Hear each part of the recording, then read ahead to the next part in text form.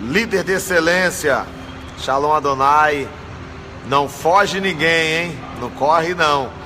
Nós estamos ao vivo falando aqui de Goiânia para o Brasil e para o mundo, através do nosso Facebook. Quero mandar um forte abraço para todos os assinantes do canal Bispo Santos no YouTube.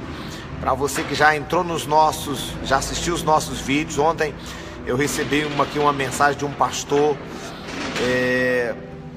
fugiu o nome do pastor aqui agora, me perdoe, meu querido.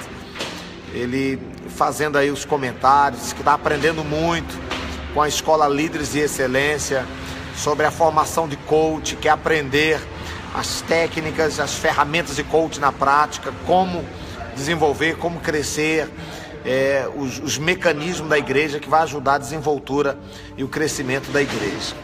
Eu quero aqui agradecer de todo o coração. Primeira coisa, eu quero agradecer por aqueles que estiveram comigo aqui no nosso aniversário e vieram para orar, não só pelo bolo, pelos refrigerantes, né, pelos presentes, mas a sua presença. Então, se você não veio no sábado porque não tinha presente, no dia que você vier tem que trazer o presente então, porque você disse que não vinha porque não tinha um presente, mesmo eu dizendo que não era o presente, era a presença.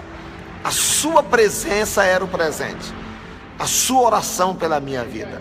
O Bispo Santos tem orado por você. Terminei agora uma oração, estou com a equipe ali, todo mundo. Nós terminamos agora o clamor, né? Nós temos a equipe que começou às 5 da manhã, a pastora Marli, líder dos guerreiros de oração, está com um grupo de oração muito forte.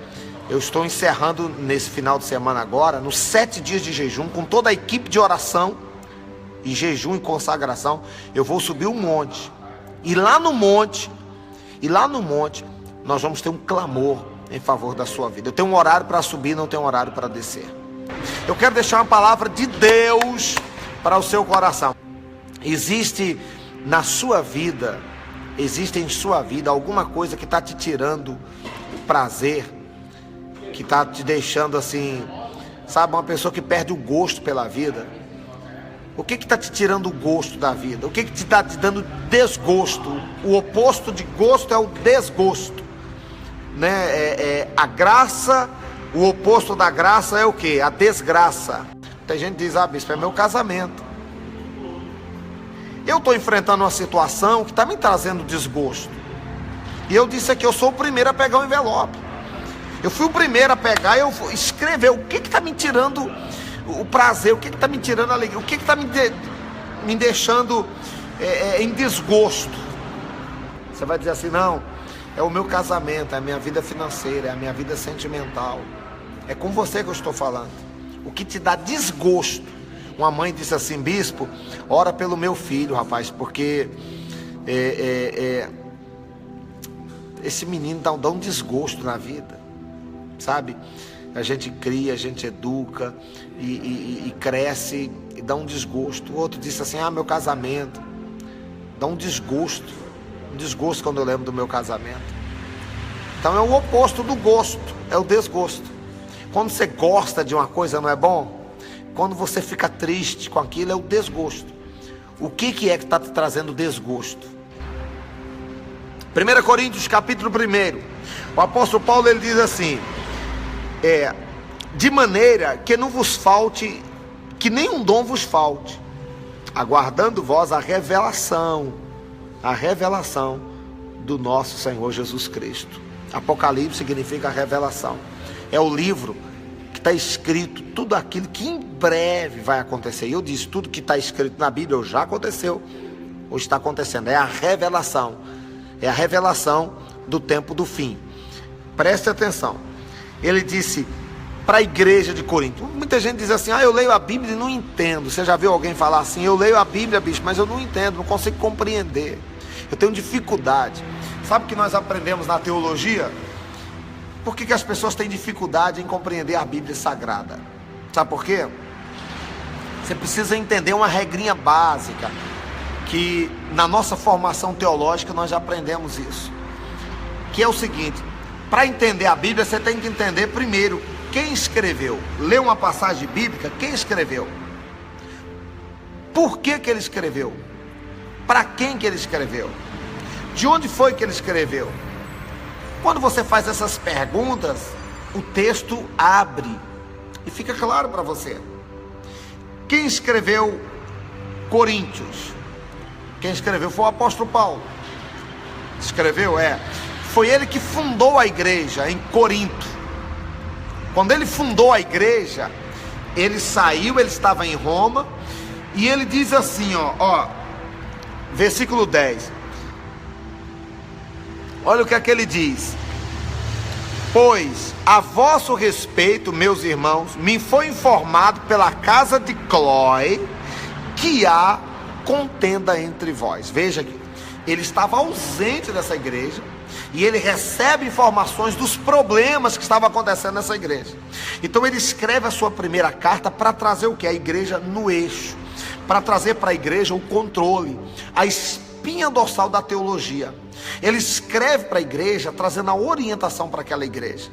Ele recebe informações da família de Cloé, que estava tendo dentro da igreja contendas, facções, divisões, pecado.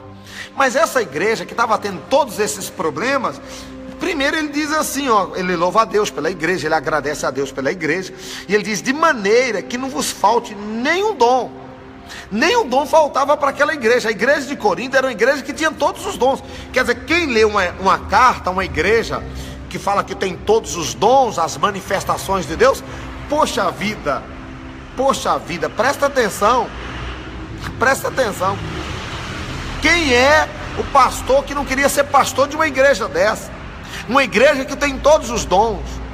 Mas quando você dá uma mergulhada, você vai entender uma coisa: essa igreja que tinha todos os dons também tinha todo tipo de problema. Todo tipo de problema. Então, eu compartilhei com a igreja aqui, não é só o Bispo Santos que tem problema dentro da igreja. Não sou só eu não sou o único que enfrento calúnias, difamação, que sou perseguição. Isso não acontece só comigo, não. Existe uns da família de Cloé. Em toda a igreja tem a família de Cloé, como Paulo diz aqui. Paulo diz: eu fui informado por aqueles da família de Cloé.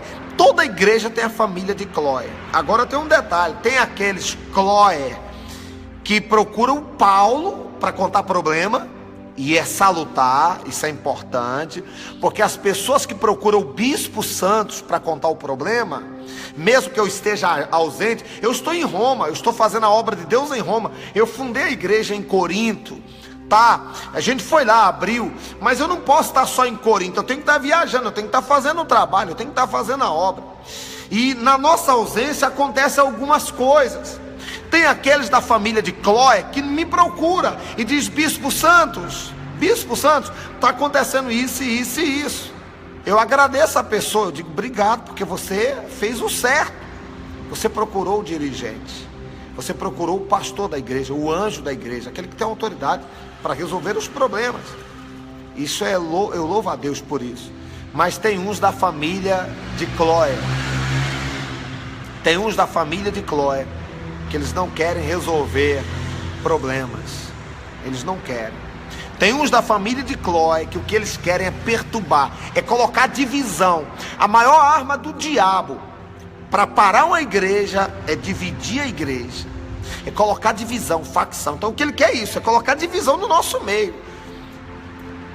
A Bíblia diz no livro de Gênesis que Deus disse: porque o povo é um só, e porque o povo fala a mesma língua, não há impossíveis para esse povo. Se nós formos um, se falarmos a mesma língua, ninguém pode parar o crescimento da Igreja Apostólica Missão Mundial Servos em Goiânia e no Brasil. Satanás quer que nós falamos duas línguas ou duas linguagens. Satanás quer colocar divisão na igreja. E você precisa entender que você não pode fazer parte da família do Cloé, que divulga uma fofoca, um fuxico. Se tem alguém falando de você, você deve chegar até essa pessoa. É assim que o cristão faz. Se você ouviu de alguém Ah, eu quero falar aqui do obreiro fulano, do irmão ciclano, ou do pastor, ou do bispo, ou da igreja. Procure quem resolva. É verdade. Porque as pessoas que ficam por fora falando com quem não resolve, esse tipo de gente é gente amaldiçoada. Não sou eu que jogo praga, não. É gente que você pode olhar para a vida deles, eles nunca vão para frente. É gente que está debaixo de maldição. São os da família de Cloé, que fica divulgando mentiras, calúnias, difamações. Você não ouviu. Se você ouviu falar do Bispo Santos, procura o Bispo Santos. Poxa, você tem que me procurar. Se você não é homem de Deus, tem que ser pelo menos homem, poxa vida.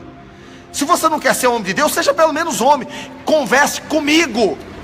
Bispo, eu ouvi isso ao seu respeito. Vem ouvir da minha boca. Porque se está falando de mim, você tem que me procurar. Se está falando do obreiro José, João, Maria, procure o obreiro.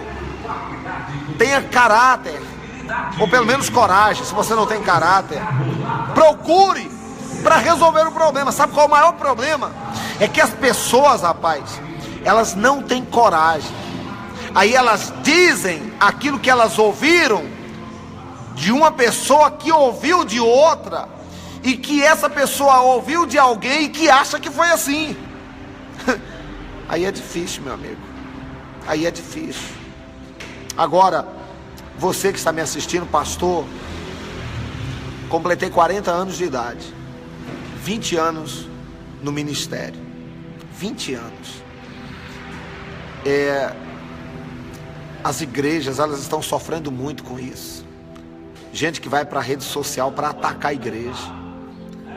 Era tão difícil antigamente a gente ver um pastor falar de outro. Falava às vezes bem escondidinho, era uma coisa bem por baixo dos panos. Hoje em dia o negócio está escancarado, é o tempo do fim.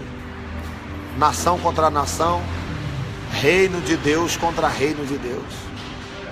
Porque até quando é o reino das trevas contra o reino de Deus, mas quando é reino contra reino, o mesmo reino.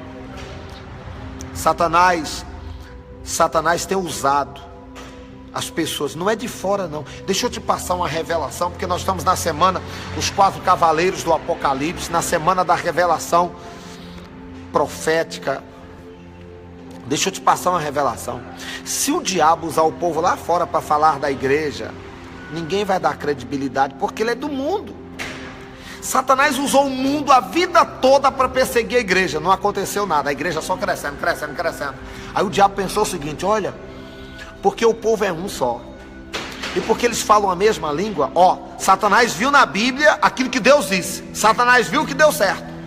Deus disse, porque o povo é um, e porque o povo fala a mesma língua, não há restrição para esse povo, não haverá limites para esse povo, ninguém vai parar esse povo, o que eles tentar fazer vai dar certo. Aí Deus disse, não foi o diabo não, foi Deus disse, para impedir o progresso da Torre de Babel, a confusão das línguas, desçamos e confundamos a língua desse povo. Aí Deus colocou a confusão das línguas, para que a palavra se cumprisse, crescesse e multiplicar e encher a terra. Então quando Deus desceu e confundiu a língua, aí eles pararam de construir a Torre de Babel. Então o diabo viu, e o diabo colocou a mão na boca, eu penso. O diabo disse assim: poxa, dá certo.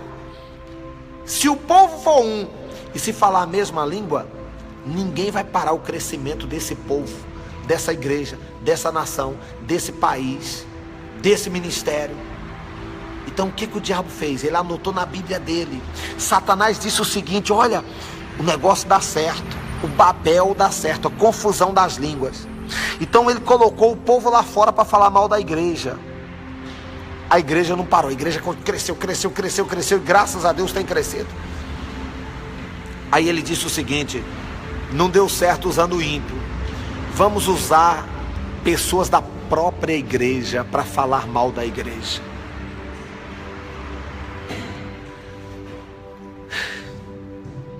Vamos usar as pessoas da igreja para falar da própria igreja. Compartilhe esse vídeo, porque isso que eu estou falando é profético. Nós estamos na semana do Apocalipse, da revelação. É a semana da revelação profética, os 4 cavaleiros do Apocalipse. Compartilhe esse vídeo, compartilhe esse vídeo. Vamos viralizar isso aqui, porque o que eu estou falando aqui é profético. Eu estou no altar, terminei a oração agora. Todos os dias nós temos aqui um clamor de pelo menos 1 hora, no mínimo 1 hora, pelo menos.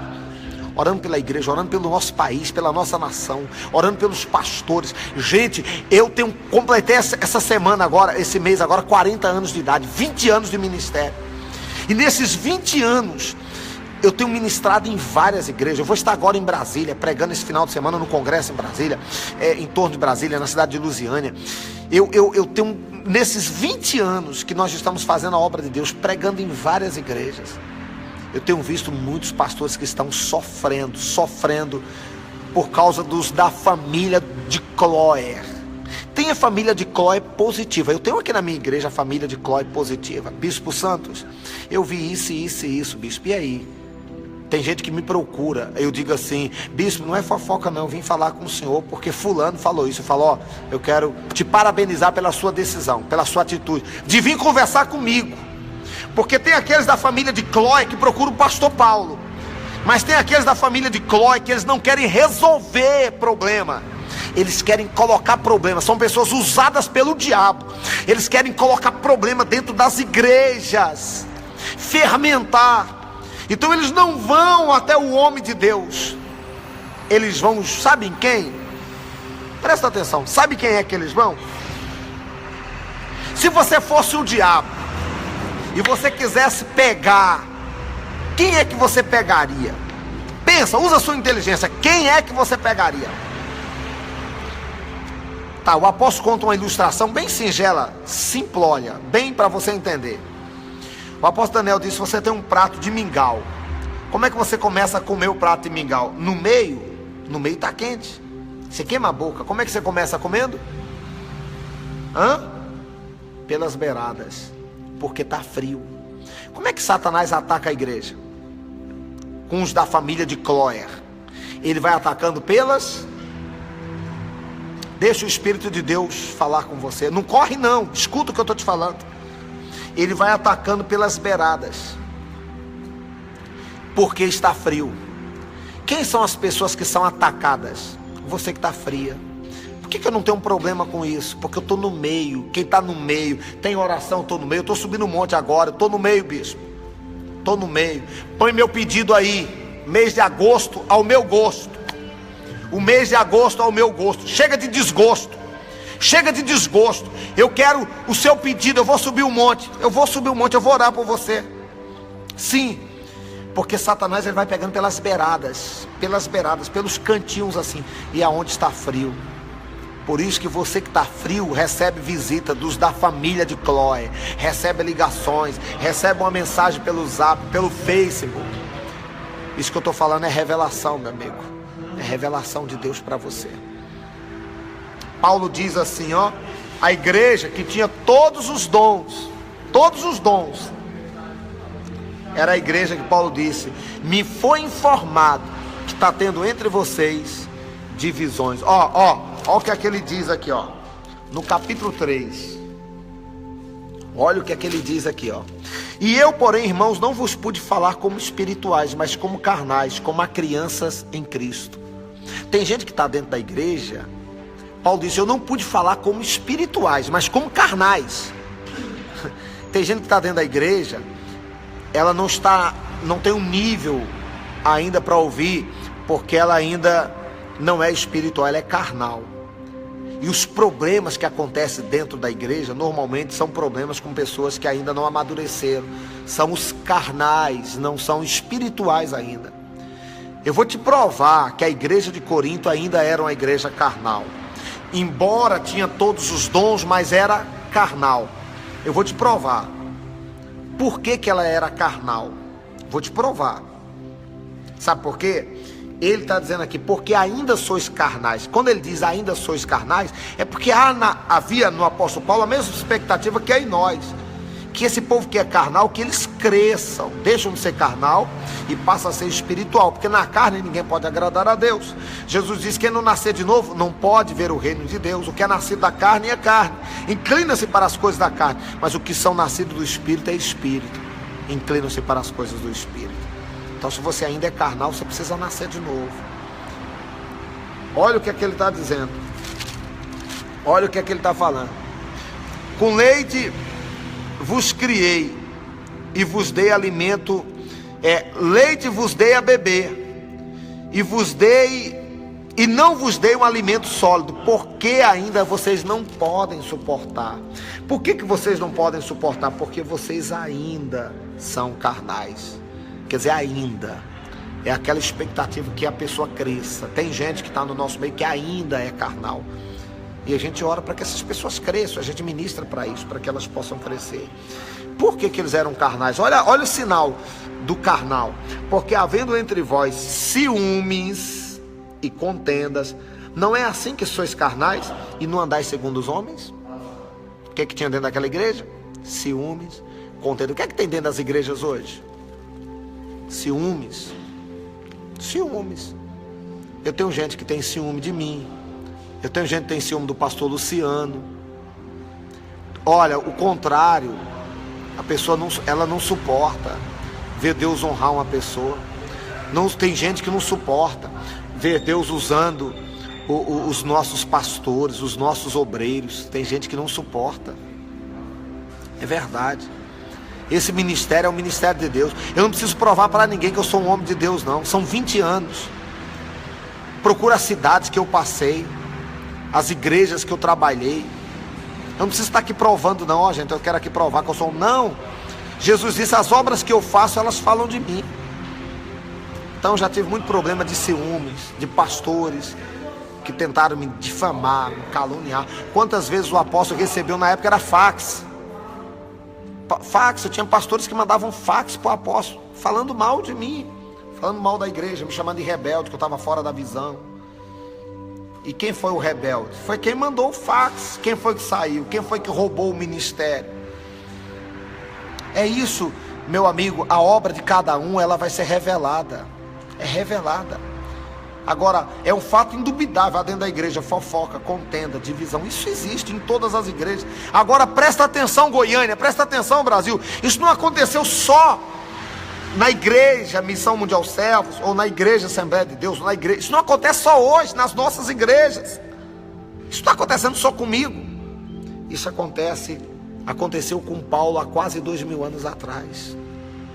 Então aconteceu com ele. Na igreja do apóstolo Paulo, problemas de fofoca. Então eu sinto isso na pele, que de vez por outra levanta no nosso meio, fofoca, contenda, intriga, uns da família de Cloé. Cuidado quando os da família de Cloé te procurar, porque aqueles que são usados por Deus, eles vão procurar o líder. Cuidado, chegou na sua casa procurando, não aceite maldição na sua casa, manda embora. Bota para correr. Porque nós tivemos aqui ontem, quando eu abri o jogo aqui ontem na igreja, eu rasguei o verbo aqui ontem no culto, e teve um irmão que disse assim, eu estava na porta da igreja aí, ó, há 9 anos atrás, quando começou esse ministério, eu era um bêbado na rua. Pois é, hoje eu estou aqui dentro, fruto das orações da minha esposa, que estava aqui há 9 anos atrás orando, e eu criticando, eu perseguindo a igreja, e esse homem chorou aqui ontem. Essas pessoas que falam mal da obra, bispo, ele disse, é usada pelo mal, porque eu não gostava, eu também criticava. Estava aí, ó, na sarjeta, bêbado. Hoje eu sou aqui da igreja do Senhor, sou dizimista. Olha que bênção. Olha que bênção. Cuidado com os da família do Cloé, que vai te procurar para falar mal, ou do pastor, ou da igreja, ou do bispo. Venha me procurar. Você conhece a nossa índole, você conhece o nosso caráter. Nós temos história, tá? Não existe homem de Deus sem história, e não existe história sem homem de Deus. Eu tenho trabalhado em Uberlândia, trabalhei na Bahia, trabalhei em Patos de Minas, oeste da Bahia, e onde nós passamos, nós deixamos história. Na cidade de Barra do São Francisco, há 20 anos atrás, há quase 20 anos atrás, na cidade de Barra do São Francisco. Então, nós temos história, aonde nós passamos, deixamos um legado, tem muita gente de Deus aí. Não existe homem de Deus sem história. Tem muita gente aí, vai ver a história de quem fica falando mal da gente. Olha a história, seja inteligente. Veja a minha história, o meu passado, e veja o passado de quem fala mal de mim, quem fala mal da igreja. Seja inteligente. Quem está falando mal da igreja, veja o que é que essa pessoa faz pelo reino. Pelo amor de Deus, seja pelo menos inteligente. Olha a vida de quem fala mal da gente. Veja a história. Veja a história. Não existe homem de Deus sem história. Eu tenho uma história, são 20 anos. Eu não caí de paraquedas nesse negócio não, meu velho. Eu saí da droga. Eu fui liberto. Eu não ando fumando escondido, prostituindo escondido. Não. Eu tenho história. Tenho história. Agora, quem fala mal de mim ou quem fala mal da igreja, veja se tem história. Procura a história dele. Procura a história de quem critica essa obra. Cuidado com os da família de Cloé. Aqueles que entram na sua casa para falar mal, ou da igreja Missão Mundial Servo, ou da Batista, ou da Assembleia, não importa qual a igreja, cuidado, senão você está abrindo a porta para receber maldição na sua vida. Porque Paulo está dizendo aqui, ó, tinha dentro dessa igreja, porque quando pois alguém diz, eu sou de Paulo, outro, eu de Apolo, não é evidente que sois carnais e que andais segundo os homens? Quem é Apolo? Ou quem é Paulo? Servos pelo meio do qual cresces. Isso conforme o que o Senhor concedeu a cada um. Eu plantei, Apolo regou, mas o crescimento vem de Deus. Então, o Bispo Santos não está aí na igreja, eu não vou lá hoje, só vou quando o Bispo está. Quem é o Bispo Santos? A quem prega hoje? É o pastor Luciano? É o pastor Kelto? Mas quem sou eu? Quem é o pastor Luciano? Quem é o pastor Kelto? Irmão, eu plantei. O pastor Kelto regou, o pastor Luciano, o pastor Marco, o pastor Cid, o pastor Graciliano, o pastor Lidione. Um planta, o outro rega. Mas o principal é o crescimento. E o crescimento quem dá é Deus. Aleluia. Não é o bispo que cresce a igreja, é Deus. É Deus. O crescimento vem do Senhor. É o Senhor quem faz o negócio crescer. Glória a Deus. Eu sinto a presença de Deus aqui. O crescimento vem dele. Nós não somos nada.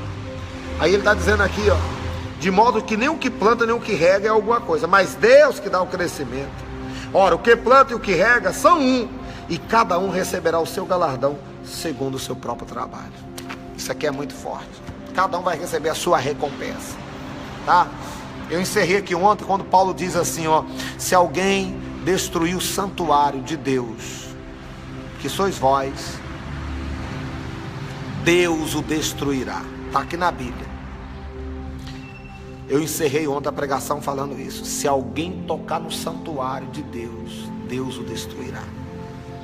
Tem muita gente usada pelo mal, mas aqueles que tentam parar a obra de Deus não estão se levantando contra o homem. Você está enganado.